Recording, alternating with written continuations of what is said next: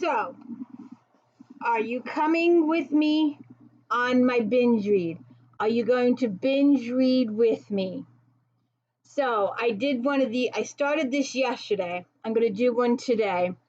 And you'll probably see one of these every other day.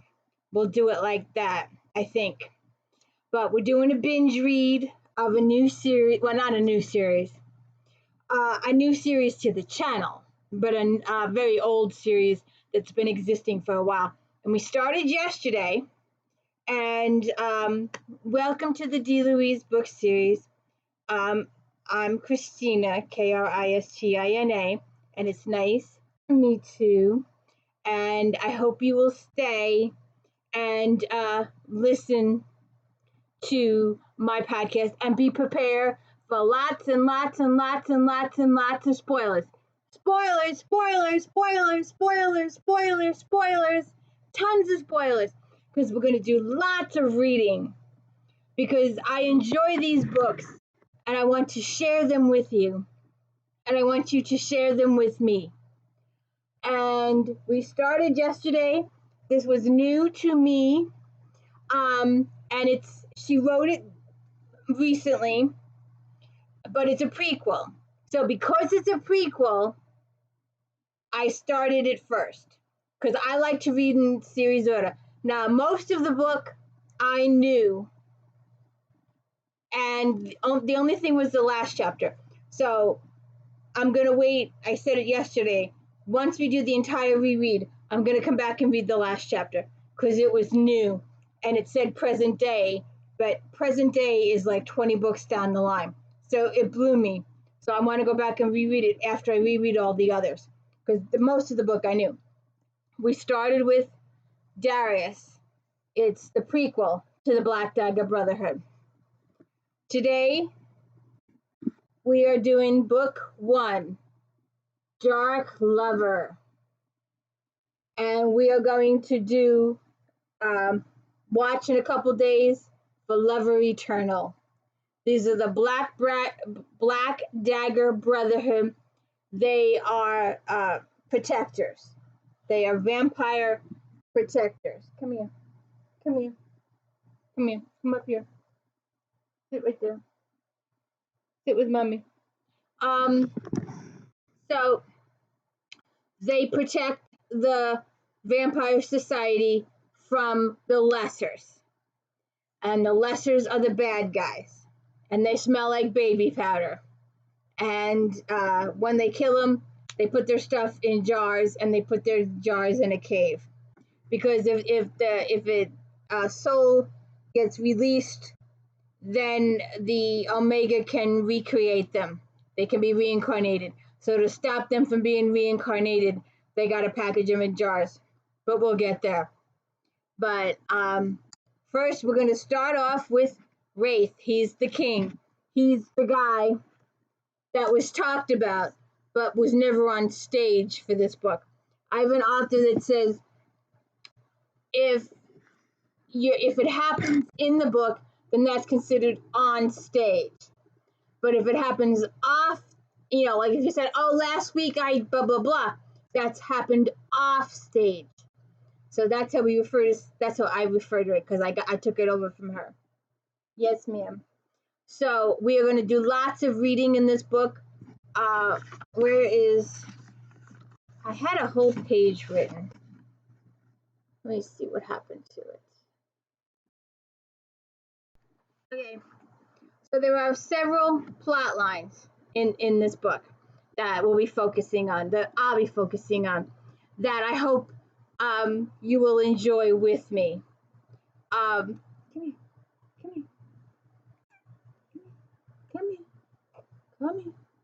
Come on, come up here.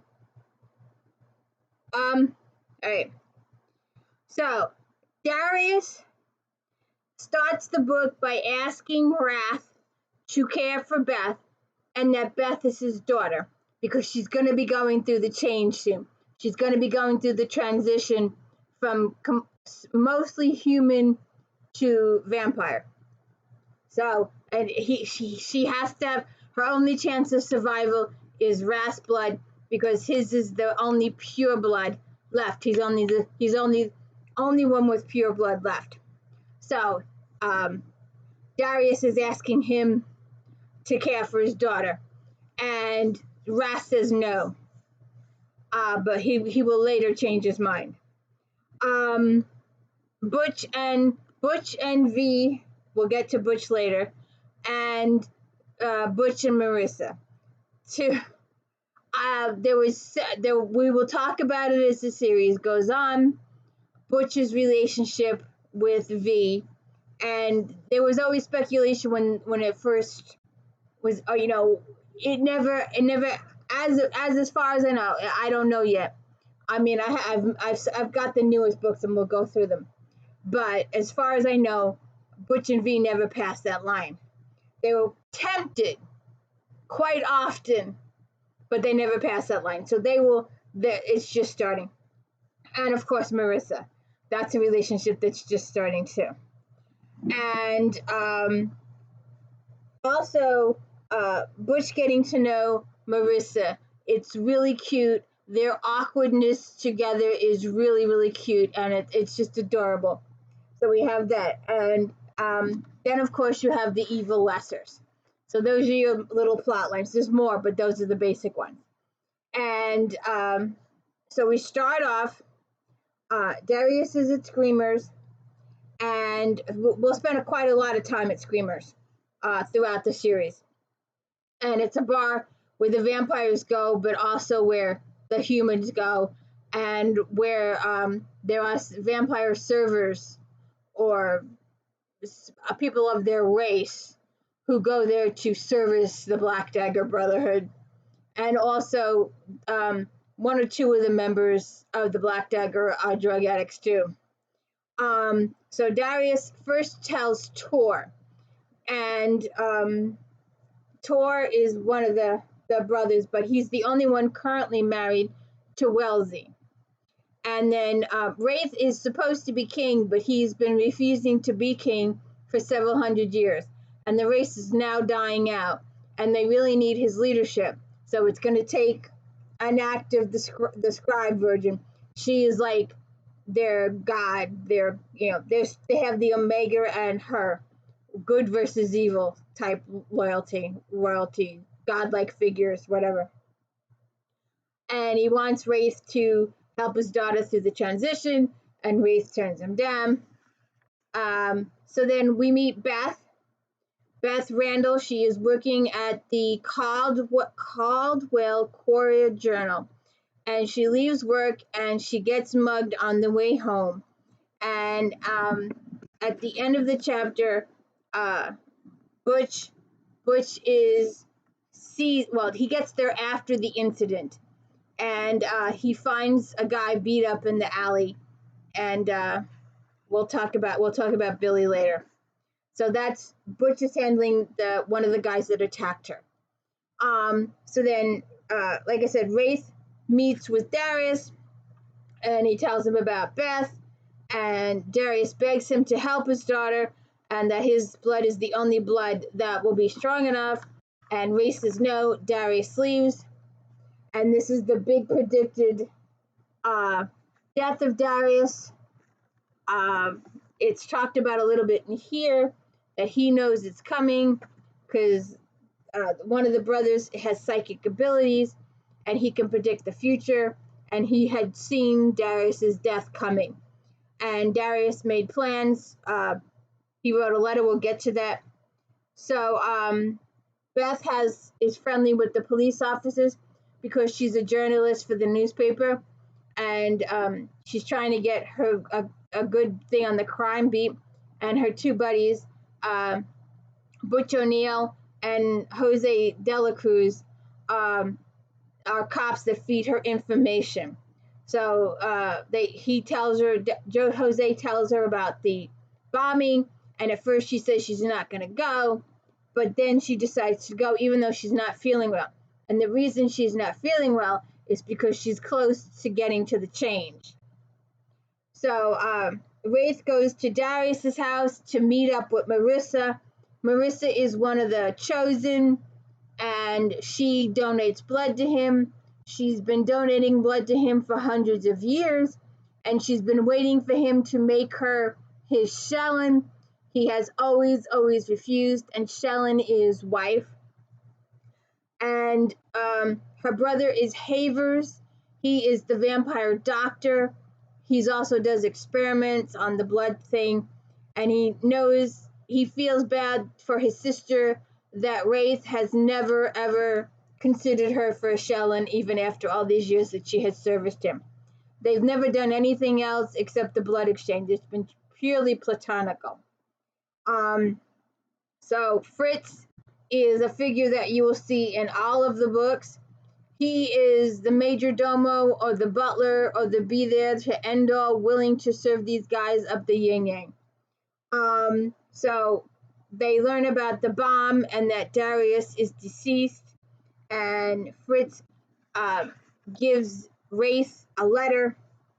He doesn't open it at this juncture. We'll get to that in a minute. And it was Darius's final request for Wraith. And so then Beth goes to Screamers and she's looking for Jose and runs into Butch O'Neill because she went there because of the bombing in the alley. That's where the bombing happened.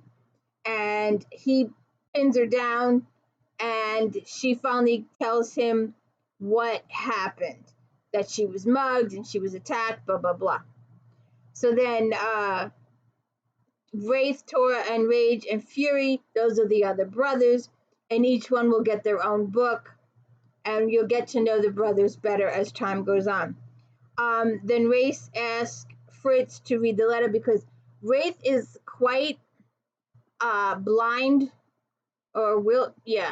he gets blinder as time goes on, but he's got vision issues. So when all the meetings are said and done, he talks to Fritz and asks him to read the letter. And it was Darius's final request.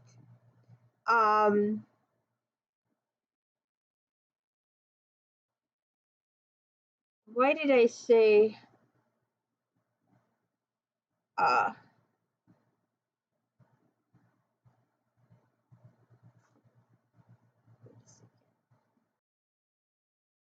so Fritz reads him the letter.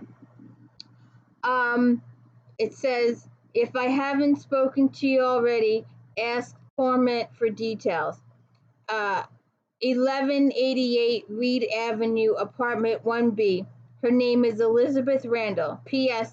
The house and Fritz are yours if she doesn't survive to adulthood. Sorry it had to end so soon, D. And that's his final request of Wraith to take care of his daughter. So he pursues this. So Beth goes home after work, and Butch comes over and makes her tell him what happened, and it's Billy Riddle. Butch has him in custody, so he's going to go take care of that now that she's got a full report out of Beth, and he got the facts from her, and he's got supporting documentation that Billy was involved in it. So he goes to the hospital to arrest him. We'll get there in a second. So Wraith watches Beth give her report to Butch, and then Butch goes to the hospital and takes care of Billy Riddle a little too much. It ends up costing Butch his job. And we're dealing with the lessers. And I don't really think. Yeah. So we're dealing with the lessers, and Billy Riddle happens to be a lesser, and he's meeting with the big boss, and they're making plans. And then later on, Beth meets with Jose, and she goes to work and the police station, and Butch tells her that he arrested Billy Riddle. He was the guy that did it, but he is out on bail, and he did want to warn her that he was out on bail. Then Marissa waits for Wrath, and he's in love with Beth now, she can kind of sense something's off. And he has a conversation with Fritz. He goes to see Beth, and he's thinking about his own transition and what happened to him and his parents. We will learn later. Wrath thought back to his own transition. What a goddamn mess that had been. He hadn't been prepared either, because his parents had always wanted to shelter him, and they died before they told him what to expect. His memories came back with terrible clarity. London in the late 17th century had been a brutal place, especially for someone who was all alone in the world. His parents had been slaughtered in front of him 2 years before, and he'd run from his species, thinking his cowardice on that awful night was a shame only he should bear. And later on, it's discussed he was a little kid and there was nothing he could do about it, blah, blah, blah. But it takes a couple of books, and he gets with Beth on that. Whereas in the Vampire Society, he'd been nurtured and protected as the future king. He found the world of humans to be based largely on physical meritocracy. For someone built as he had been before he went through the change, that had meant he'd been on the bottom of the social rung. He'd been whipped thin, then scrawny and weak, and easy prey for human boys looking for fun. Of course, over the course of time in London slums, he'd been beaten so many times he'd grown used to parts of him not working. It was nothing new to have a leg that wouldn't bend because the kneecap had been stoned, or to have an arm that was useless because it had been popped out of his shoulder. So then he goes through the change, and everything changes. So you can read about the rest of them. Beth, he goes to see Beth, and they get into it romantically. And then we get to know Havers. He is the vampire doctor, and he's working on this cure for his sister that never happens. And for him too. He's been working on it for several hundred years now. Nothing's ever happened to it. So Beth and Wraith have a conversation. He asks her about the cops, and she says they've been really good to her. And Butch, Butch talks about Billy Riddle. Wraith goes to Darius's house, and Rage arrives and teases Wraith about the girl, and Wrath lashes out at him. Tor arrives, Vicious arrives, and Wraith has V dig up the information on Billy Riddle. And a friend of Butch's, her name was her professional name was Cherry Pie, and she gets killed. So Butch is all upset about that, and it was the Lessers. Although they found those throwing stars in the dumpster with her, so he thinks when he gets with Wraith, and we'll talk to that in a minute, and he has the stars on him. Butch thinks that maybe Wraith is the one that killed the prostitute, but he didn't. It was the Lessers. So Beth wakes up the next day thinking of Wrath, and he tells her about the prostitute. And Butch is all upset, and Beth says that she went to school with Cherry. Her real name was Mary Mulcahy, and she was in the orphanage together. And Beth mentions Wraith, and Butch says that he didn't send him. She thought Wraith was another cop that Butch had sent to protect her overnight. And then Wraith talks with Butch. Then we have some more Lessers, and Beth researches Wraith a little bit, the address, and the house that Wraith lives in is owned by Fritz Perlmutter, because he's the only one that can go out during the daytime. So the house is publicly in Fritz's name, but it's not really his, it's Darius's. So Wraith thinks of Beth, and Vicious comes with the info on Billy Riddle, and Beth and Butch go to dinner, and after dinner comes home, and Wraith sees Beth kiss Butch, they're just going to be platonic. After this, they decide that they don't match. Beth is trying to tell Butch that she's with Wraith now. And Butch, because of Wraith is so big and huge, and he's got the stars on him, and because he saw her with Beth, both men jump to the wrong conclusions about each other. And Butch tries to arrest Wraith, and it goes 6 ways to Sunday. Butch ends up a little on the floor, and he wants to. Wraith tells Beth that her father sent him to her. Now, she has never seen her father, never met her father, knows nothing about her father. She was told her mother died in childbirth, and her mother never got a chance to tell anybody what the father's name was. But they knew. We didn't know that until we got to hear that they knew, and that it was the doctor's idea that Beth would be safer raised by humans. It didn't work out as well as Darius had planned, and I always wonder why he didn't intervene a little bit here or there and get her adopted by a good family, but he never did. So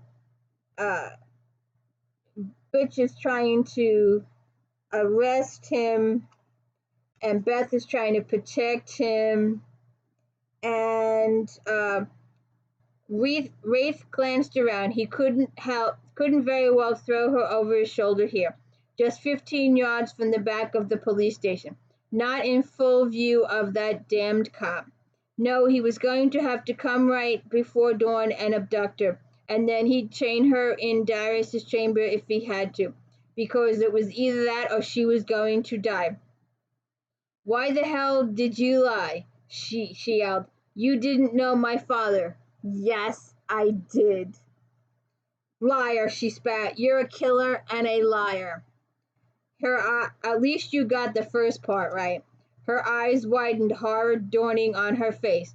Those throwing stars in your pockets. You murdered Mary, didn't you? Meaning Terry. And he's like, no. He found, I haven't killed any women. So I'm right about the second part, too. He eyed the cop, who was still down for the count, but gaining ground. Damn it, he thought. What if Beth didn't have until dawn? What if she took off and he couldn't find her? He lowered his voice. You've been really hungry lately, haven't you? She jerked back. What? Hungry, but not gaining any weight, and tired. So very tired. Your eyes have been stinging, too, especially in the daytime, right? He leaned forward. You're looking at raw meat and wondering what it tastes like. Your teeth, the upper ones in front, have been sore.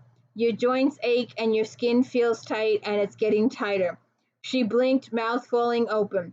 Behind her, the cop lurched to his feet, wobbled, and did an ass plant back on the ground. Wrath spoke faster.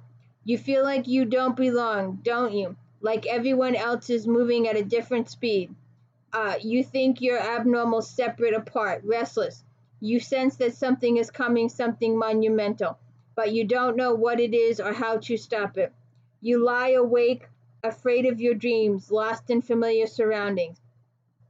You've had little or no sex drive whatsoever, but men find you incredibly attractive. Those orgasms I gave you last night were the first ones you've ever had.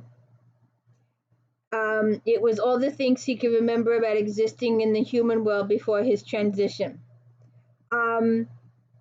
You were going to kill Butch just now. Actually, he wasn't sure about that. A good opponent was hard to find. I didn't. You could have. Does it really matter? He's still breathing. Only because I came.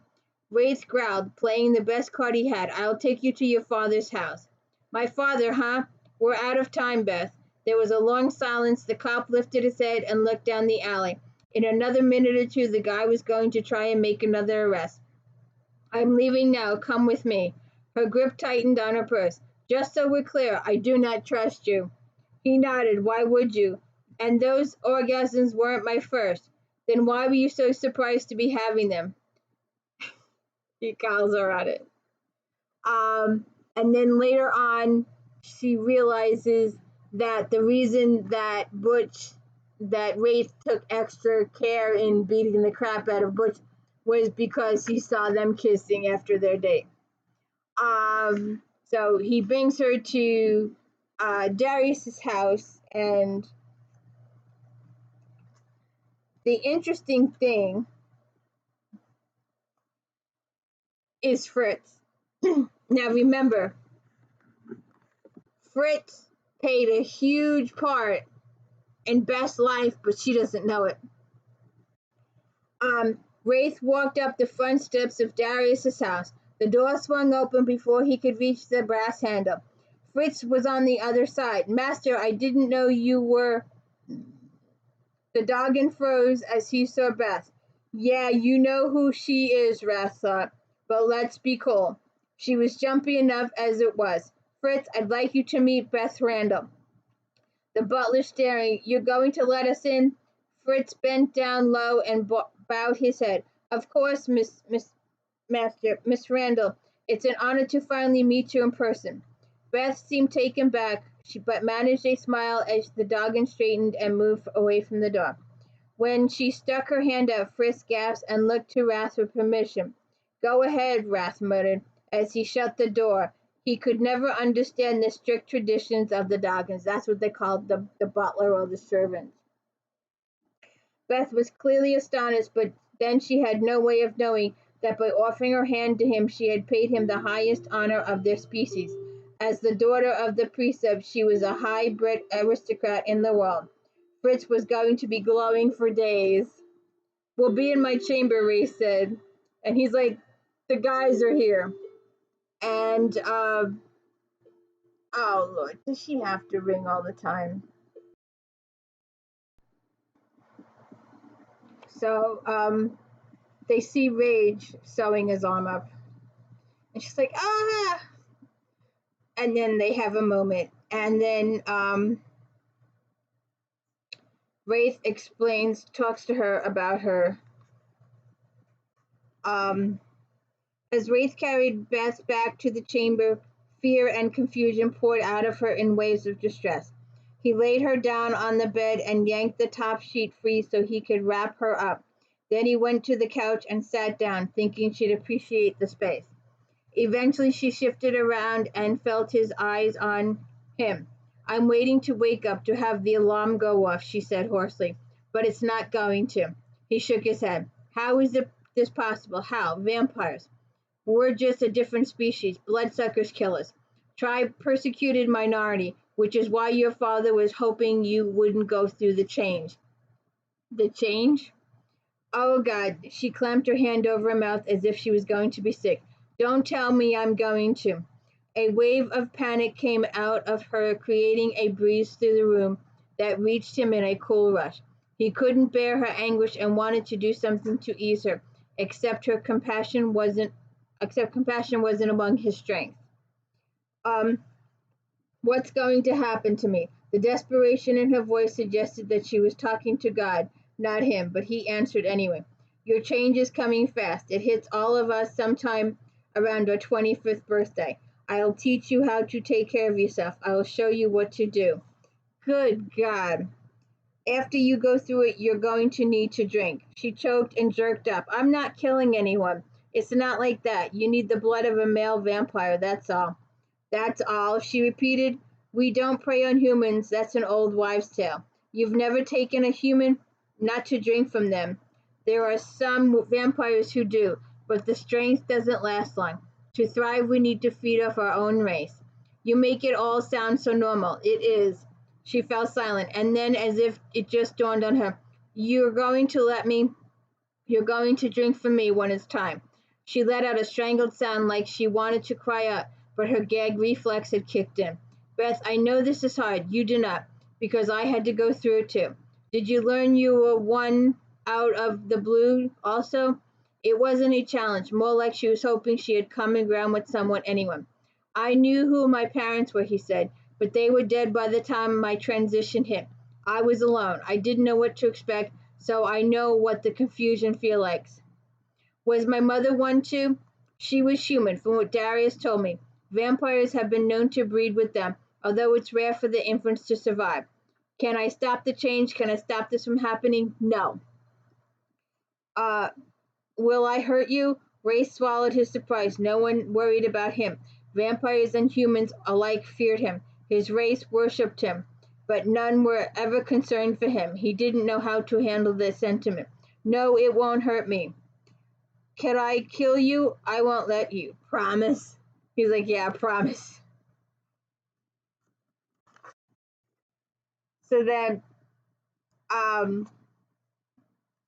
Butch and Jose, the two cop co-workers, talk about Beth a little bit. So Butch is in a bar drinking. He's got a little bit of a drinking problem. He's an alcoholic, but that'll be sort of kind of remedied. Not really though. He'll still do an awful lot of drinking later on. Let's see. He talks about the knives, the stars, the throwing stars.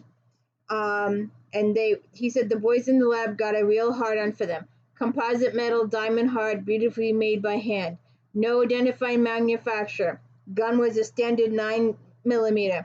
However, it had liquid inside instead of bullets, so it's different. So then, if anything happens to Beth, he didn't finish the sentence. Jose says, we'll find them, and God help him if he hurts her. So Wraith and Beth get close, and he stops himself before biting, and he goes to Marissa for the blood, and she realizes that he's got a possible life mate, and she breaks up. But before we get to that, I want to talk about Fritz talks to, oh, I know where you live. We've always known where you were. First at St. Francis in the neonatal intensive care unit. Then you went home with the nurse. We had hoped she would keep you, but the hospital made her give you back. Then you went into the system. We didn't like that. First you were assigned to the McWilliamses on Elmwood Avenue, but you became ill and went back into the hospital with pneumonia. He put the blinker on and turned left at a stop sign. She could barely breathe. She was listening so hard. After that you were sent to the Rhines, but they were too many children, and then you were sent to the Goldricks, who lived in the split level off Raleigh Street. We thought the Goldricks were going to keep you, but then she got pregnant. And finally to the orphanage. We hated when you were there because they didn't let you play enough. You keep saying we, she whispered. Yes, your father and I. He knew me. Oh, yes, mistress. All along, kindergarten, elementary school, and high school. His eyes met hers. We were so proud of you when you went to college on that academic scholarship. I was there when you graduated. I took pictures so your father could see. He knew me. She tried the words out. We have every column you've ever written, even the ones you wrote in high school and college. When you started at the Caldwell Courier-Journal, your father refused to sleep in the morning until after I brought the paper to him. No matter how hard his night had been, he wouldn't rest until he read what you wrote. He was very proud of you. Mistress, you must understand how hard it was for him to stay away from you. It was just that he knew it would be dangerous to get too close. Family of warriors need to be guarded carefully, and you were unprotected because you were raised human. He also hoped you'd be spared the transition. Did you know my mother? Not well. They weren't together long. She disappeared shortly after they started seeing each other because she found out he was not human. She didn't tell him she was pregnant, and it wasn't until she was about to give birth that she reached out to him, that the doctor from the hospital called him. So Race drinks from Marissa, and Marissa frees him, and Torment arrives, and the brothers, it's Wraith is the king, and then Tor or Torment, Rage, and Vicious, and Fury, and Zadist. Those are your brothers, your main ones now, but they're going to be growing a little bit. So Tor realizes that Wraith is mating with Beth, and the brothers have always given him a hard time with Wellesley. Wellesley is Tor's wife, and or mate or Shellen, and there are difficult times ahead for them. So Butch and Jose talk and tell him that Beth called and she said she was okay. Then her boss comes over and at the paper and gets in her face that she was seen out dating Butch. Ugh. It is cold in my house. A little hot chocolate.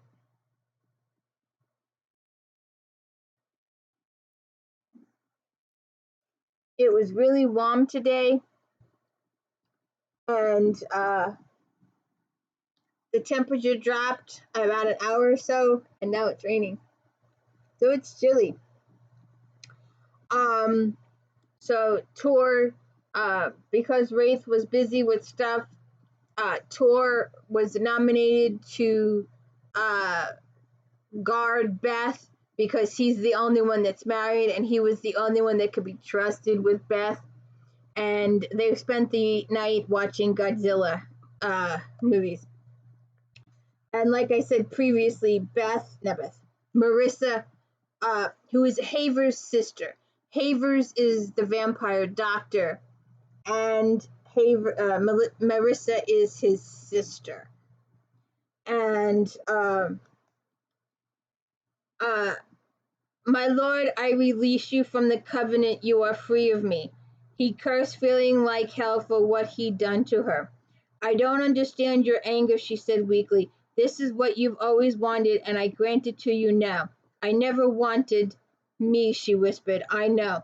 Marissa, please don't say the words. I can't bear to hear the truth from your lips, even though I know it well. You have always been ashamed to be tied to me. What the hell are you talking about? I disgust you. What? Do you think I haven't noticed? You can't wait to be free of me. I drink and then you bolt up as if you had to force yourself to endure my presence. She started to sob. Then, I've always tried to be clean when I come to you. I spend hours soaking in the tub, washing myself, but I cannot find the dirt you see. Marissa, stop. Just stop. It isn't about you. Yes, I know. I saw the female in your mind. She let out a shudder. I'm sorry. You've never been disgusted me. You're beautiful. Don't say that not now. And he releases her. And she tells her brother. And her brother doesn't let her, Havers does not let Marissa finish, like, me and Wraith broke up. And Havers never lets her give the and. And that leads to a conflict later in the book, a huge conflict. So then because Billy Riddle was the guy, he's a lesser now, but because he has rich parents, and you can read about that in the book.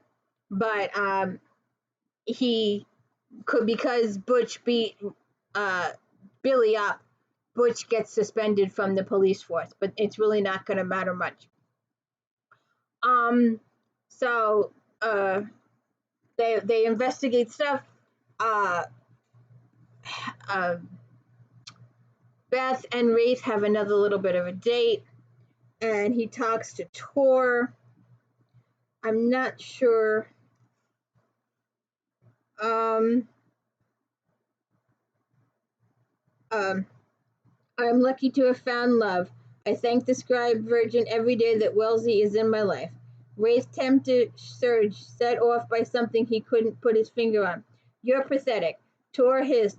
You've been dead for hundreds of years. You're just too mean to find a grave and lie down. Wraith threw the leather jacket to the floor. At least I'm not pussy whipped. Nice suit. So they work it out, but they fix it. So then Beth and Wraith have some time together. I don't. Oh, they have dinner. And then he tells her about the lessers. That they're lessers, humans who have traded their souls to the Omega in return for a free reign of terror. Who or what is the Omega? As she spoke the word, the candles flickered softly as if tormented by invisible hands. Wraith hesitated. He actually seemed uncomfortable with the subject.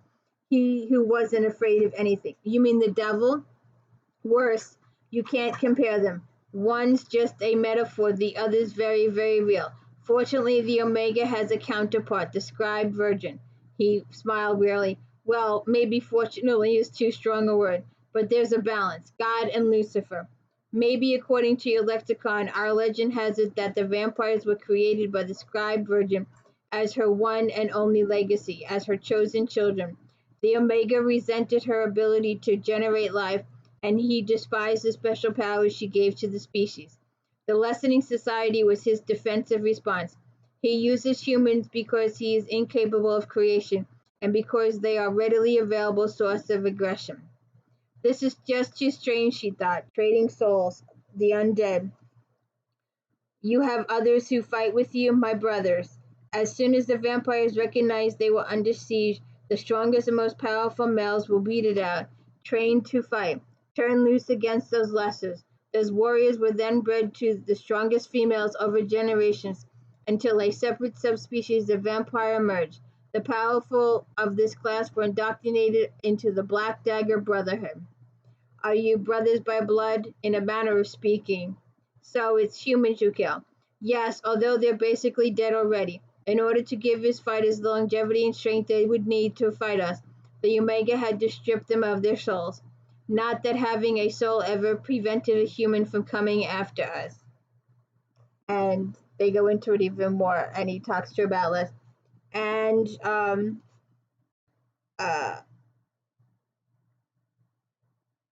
they talk about Butch. Why did I?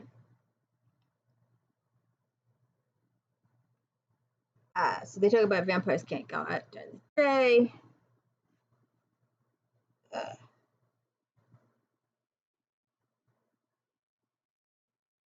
And he tells her he just recently let go of Marissa, and they get close again, and he was working on an experiment. And then Beth goes into Darius's room, and sees it covered with albums of pictures of her accomplishments, her columns in the newspaper, the whole 9 yards. So Butch meets with Jose. There's more murders. Beth falls asleep, and Zetas finds her, and Race comes in, and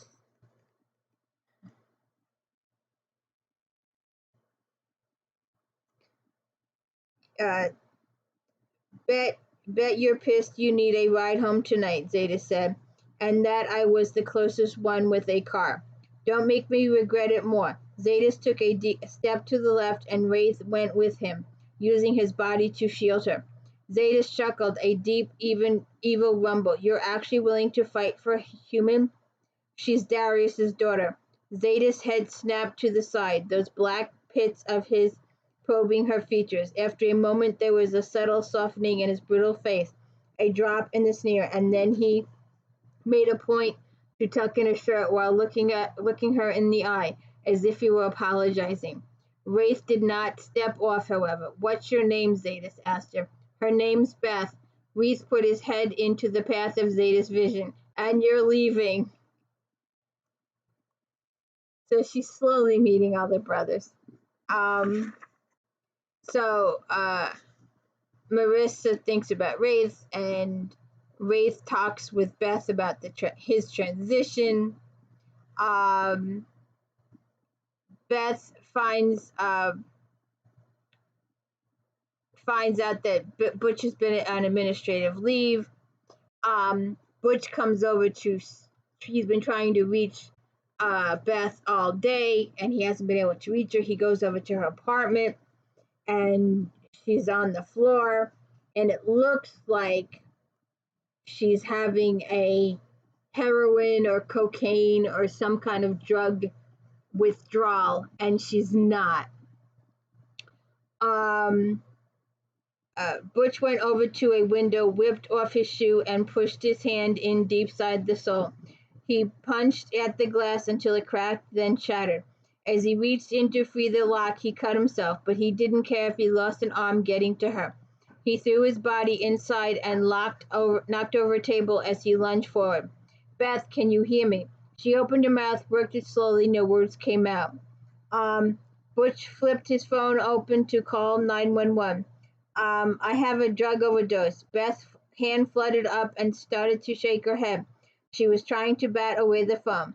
"Baby, be still. I'm going to take care." "Take me to Wrath," Beth moaned. "Fuck him." "Excuse me? Sir, can you tell me what's happening?" "Drug overdose. I think it's heroin. Her pupils are fixed and dilated. She hasn't vomited yet." "Wrath. I need to go to Wrath." But she's going in and out of consciousness. And then Beth jacked up for the phone and snatched out of his hand. "I'm going to die." "The hell you are," Butch said. She gripped the front of his shirt. Her body shook, sweat staining the front of her t-shirt. "I need him." So Butch takes her to Wrath's place, Darius's house.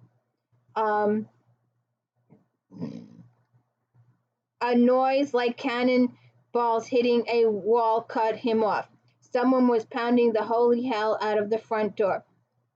The brothers left the drawing room and went to the foyer in a group. The sounds of weapons being drawn and cocked followed their heavy footfalls. Wrath checked the monitor that was mounted on the wall. When he saw Beth in the cop's arms, he stopped breathing. He threw open the door and grabbed for her body as the man rushed inside. This is it, he thought. She was in the transition. The cop was vibrating with anger as Beth's weight was transferred between them.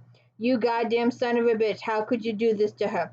Wrath didn't respond. Cradling Beth in his arms, he strode quickly through the knot of brothers.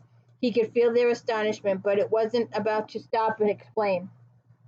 "Nobody kills the human but me," he barked, "and he does not leave this house until I come back." It's so much fun. Butch watched the drug dealer disappear with Beth. Her head bounced as they rushed away. For a moment he was utterly immobilized, caught between wanting to scream and needing to cry. The waste, the horrible waste. A hand landed on his shoulder like an anvil. "How'd you like to stay for dinner?" Butch looked up. The guy was wearing a baseball cap and some kind of marking. Was that a tattoo on his face? "How'd you like to be dinner?" said another, who looked like some kind of model. Anger returned to Butch, thickening his muscles, strengthening his bones. These boys want to play, he thought. Fine, we'll fucking dance. To show he wasn't afraid, he met each one of them in the eye. The two who'd spoken, relatively normal-looking one, was hanging back. Another guy with an outrageous mane of hair, the kind of stuff women would pay hundreds for at some ritzy salon. And then the last man. Black eyes glared back. This fella, he thought, was the one to really watch out for. With a deliberate shrug, he stepped free of the hold on his shoulder. "Tell me something, boys. Do you wear that leather to turn each other on? I mean, is it a dick thing with you all?" Butch got slammed so hard against the floor that his back teeth rattled. The model shoved his perfect face in Butch's. I'd watch your mouth if I was you. Why bother when you're keeping an eye on it for me? You gonna kiss me now?" A growl like none Butch had ever heard came out of the guy. Okay. The one who seemed the most normal came back. "Back off, Rage. Hey, come in. Let's relax." So they get together a little bit, and it isn't until, well, it hasn't happened yet. So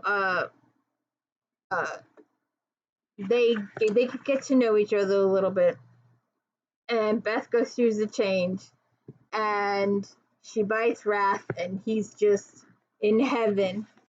And then Butch meets Marissa, and he's just the angst, the relationship angst, the shyness, the whole 9 yards. It's all there. It's so cute. It's so massively cute. And then he thinks that maybe she's a prostitute, and he accuses her of some stuff, and then she's like, no, she's never done XYZ, and he gets embarrassed, and it's just so cute. Um, uh, uh why did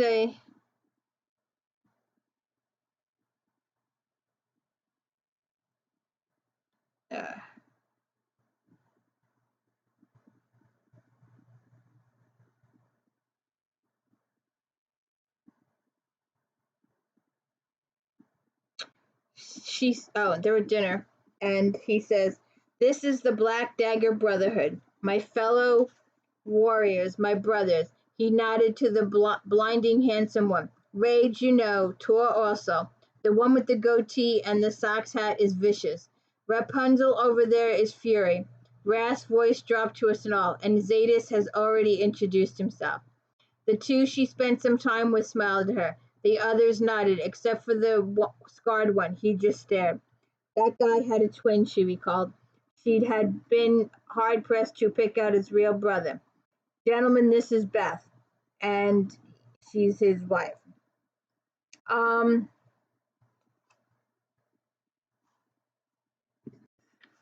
then Butch and Marissa. It's just too cute. Um, uh, "I have never touched a male," she whispered. "I just don't know what to do." The human let out a breath as if all the oxygen in his body were being expelled. "Holy Mary, Mother of God, I'm sorry. I'm really sorry. I'm a total asshole. I totally misjudged you." "You truly mean that?" "Hell yeah. I mean, yes, I do. I hope I haven't completely offended you." "How could I not have been? Jesus Christ, I'm sorry." "I forgive you. You shouldn't. You should stay pissed at me for a while. At least a week, maybe a month, possibly longer. I was way out of line. But I don't want to be angry with you." "Will you see me tomorrow? Can we have another date?" It's just too cute. It really is. It's just too cute. Um, so, uh,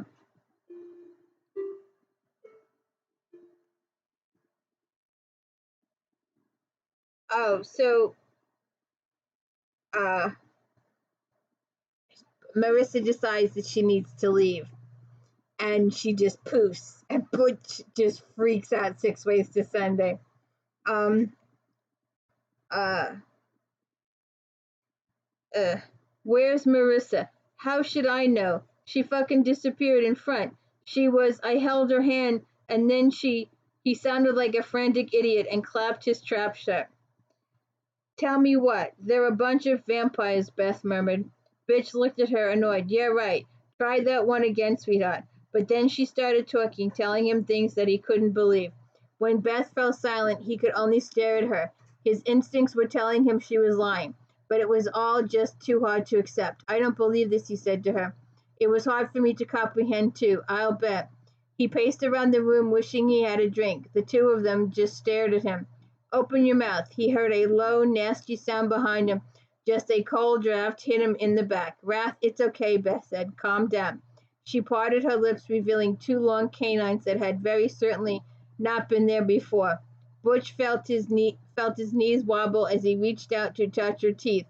A thick hand clamped on his arm, tight enough to bend bones in his wrist. "Don't even think about it," Beth's man growled. "They're real, Butch. The whole thing. It's all real." Um, so they tell him about it. Where is it? Oh yeah. So they get into it. They go back and forth. They have a little tit for tat type situation, and it's just. I mentioned this earlier, but Butch and V, they will get into it later on, and it'll be one of the. Um, I enjoy their relationship. Um, Back off, V. Why? He's just a human. My Shellin is half human. The man doesn't die just because he's not one of us. Jesus, you've changed your tune. So you need to catch up, brother. Butch got to his feet. If the death was going to be debated, he wanted in the discussion. I appreciate the support, he said to Best Boy, but I don't need it. He went over to the guy with the hat, discreetly switching his grip on the bottle's neck in case he had to crack the damn thing overhead.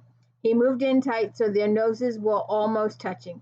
He could feel the vampire heating up, priming for a fight. I'm happy to take you on, asshole, bitch said.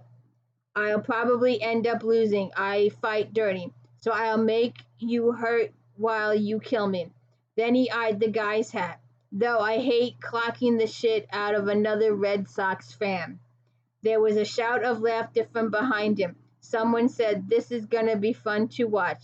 The guy in front of Butch narrowed his eyes into slits. You a true Sox fan?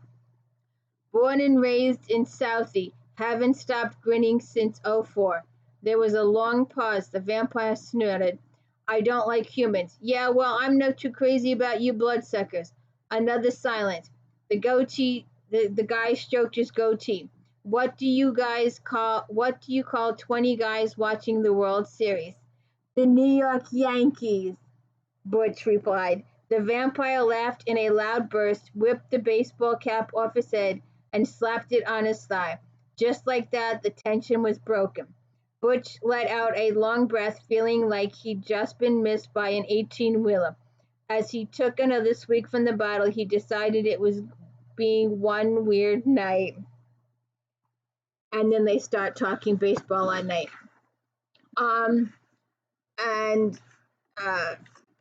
there's just a couple more little stuff I want to point out. Marissa returns home and she's trying to tell her brother about the covenant. Of course, he's not listening, and he tries to, he starts something too. He gets in trouble with the Brotherhood, and you can read about that. But I want to bring up this one thing. The scribe virgin comes to Wraith.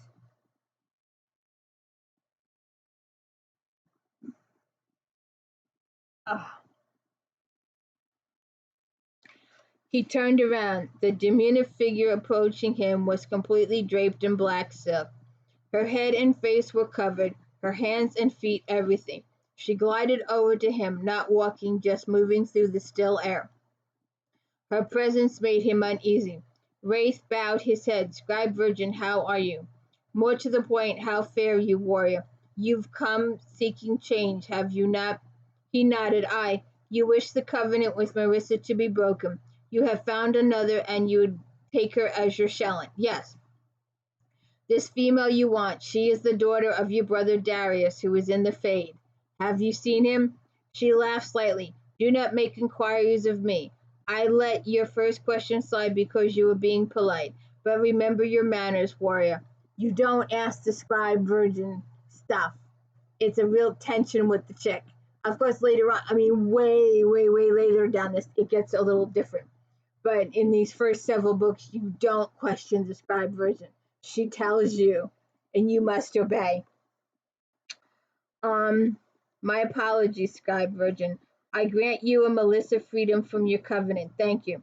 There was a long pause. He waited for her ruling on the second part of his request. He sure as hell wasn't going to ask. Tell me something, warrior. Do you think your species is unworthy? He frowned and then quickly smoothed his face into neutral. The scribe virgin wasn't going to put up with being glowered at. Well, warrior, he had no idea where she was going with this. My species is fierce and proud race. I didn't ask you for a statement of definition. I asked you what you thought of them. I protect them with my life, and yet you will not lead your people. So I can only surprise that you do not value them and therefore fight because you like to or because you wish to die. Which is it? This time he let his frown stay in place. My race survives because what the brothers and I do. Barely. In fact, its numbers dwindle. It does not thrive. The only localized colony is the one that settled the United States East Coast, and even they live isolated from one another. There are no communities. The festivals are no longer held. Rituals are observed privately, if at all. There's no one to mediate disputes, no one to give them hope, and the Black Dagger Brotherhood is cursed. There are none left in it who do not suffer. The brothers have their problems, but they are strong, and should be stronger. She shook her head. You have failed your bloodline, warrior. You have failed your purpose. So tell me, why should I grant your wish to take the half-breed as queen?" The scribe virgin's robes moved as if she was shaking her head. "Better that you continue to merely service her with your staff than to have your people saddled with yet another meaningless figurehead. Go, warrior, we are finished." "I would have a word in my defense," he said, "and I would deny you. I beg of your mercy." He hated those words, and he guessed by the sound of her laugh that she knew it. The scribe virgin came back to him. When she spoke, her tone was hard as the black lines of her robe against all the white marble. "If you're going to beg, warrior, do it properly. Get on your knees."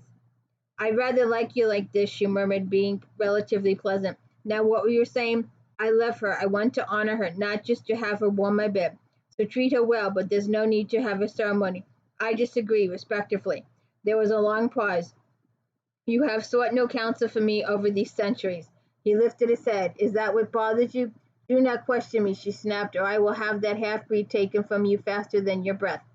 Wraith put down his head and grounded his pistols on the marble. He waited so long he was tempted to look and see if she had gone. "I will require a favor." "Name it." "You will lead your people." Wraith looked up, throat shutting. He couldn't save his parents. He could barely do right by Beth, and the scribe virgin wanted him to be responsible for his whole goddamn race. "What say you, warrior?" "Yea, like no was an opinion, as you wish, scribe virgin. This is my command, warrior. It is not my wish, and not the favor I will ask of you either. Get to your knees. Those knuckles of yours are bleeding on my marble." He stood and leveled his eyes on her. He stayed silent, figuring she was probably going to lay some more conditions on him. "You have no wish to king, that is obvious, but it is your birth obligation, and it is about time you lived up to the legacy. Worry not, warrior. I will not leave you to find your way alone. You will come to me, and I will help you. Being your counselor is part of my purpose." Which is a good thing, because he was going to need help. He had no clue how to rule. He could kill 100 different ways, handle himself in any kind of battle, keep his head cool when the goddamn world was on fire, but ask him to address 1,000 of his people in a crowd, his stomach rolled. "Warrior, yeah, you'll be hearing from me, but it's still not the favor you owe." "What is?" "I take that back. You always did learn fast. I'd better, if you were going to be king." The scribe virgin floated closer to him and smelled lilac. "Put your hand out." The black folds as her arm came up, something fell into his hand, a ring, a heavy gold ring set with a ruby of the size of a walnut. It was so hot he almost had to drop the thing, a Saturnine ruby. "You will give her this for me, and I will attend the ceremony." "Yes, but I have another purpose in coming, the favor." "Good one," a question posed in front of a statement. "You will of course not be surprised when I do not indulge you. Go, warrior. Go to your female. Let us hope that she is a good choice." And he leaves. And she leaves. And I enjoyed the moments with Butch and V. They're just so cute. And Beth meets Wellesley, and they have a relationship. And Butch and Marissa's dating is just so cute. And you will have to read the book as to what happens, and their ceremony, and what happens to Wraith, and what happens to the Lessers, what happens to Butch. And I am anxious to get on to this one. So I hope you enjoyed reading with me. And so remember, this one comes first, and then this one. Although this one is a lot of this one, but there is a couple of surprises in here, so you'll have to check them out. And most of this book takes 20 years before this one. And the scribe virgin predicts that Beth and Wraith will be married, and they will be king and queen in this one. So it's no surprise when it comes to this one, if you read them in order. So please hit the like and subscribe. Don't forget Star Trek recaps on Fridays. If then Friday afternoons, if you like this author, then maybe you like this author. And Flashback Mondays, where we talk about 30 different books, and romance, contemporary romance, historical romance, mystery, sci-fi, paranormal, harlequins, all different books. So please check that out. And my daily book reviews. And please hit the like and subscribe. Thank you.